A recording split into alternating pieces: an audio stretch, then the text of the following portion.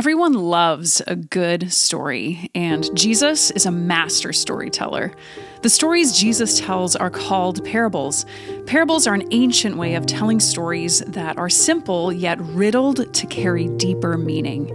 In parables, Jesus shares a vision for the kingdom of God, giving his listeners hope that all things are headed somewhere good, toward wholeness and restoration, the kingdom of God. And Jesus tells parables about God's kingdom because God's kingdom is so different than what we understand about kingdoms. Doesn't empire always use coercive domination and power? Not God's kingdom. This empire is one of self-giving love.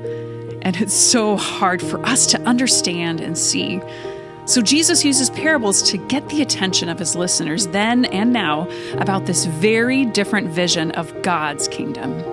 And it may repel us at times, as it did some people of Jesus' time. They weren't ready to see what God was up to in this new movement of love. We may be there at times too.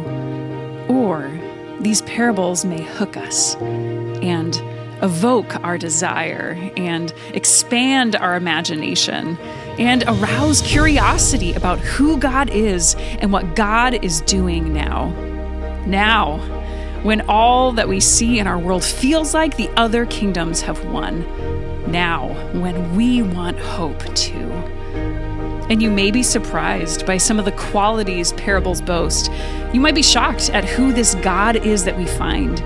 You might just find yourself with eyes to see and ears to hear how the kingdom of God is here now, within you and all around you, as you develop these parable deciphering skills to see the kingdom of God in your stories and our stories and the world's stories every day.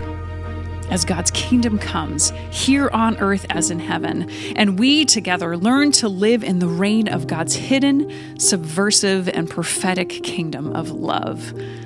Everybody loves a good story. So let's spend our summer at Salt House listening to the master storyteller, Jesus, and his parables.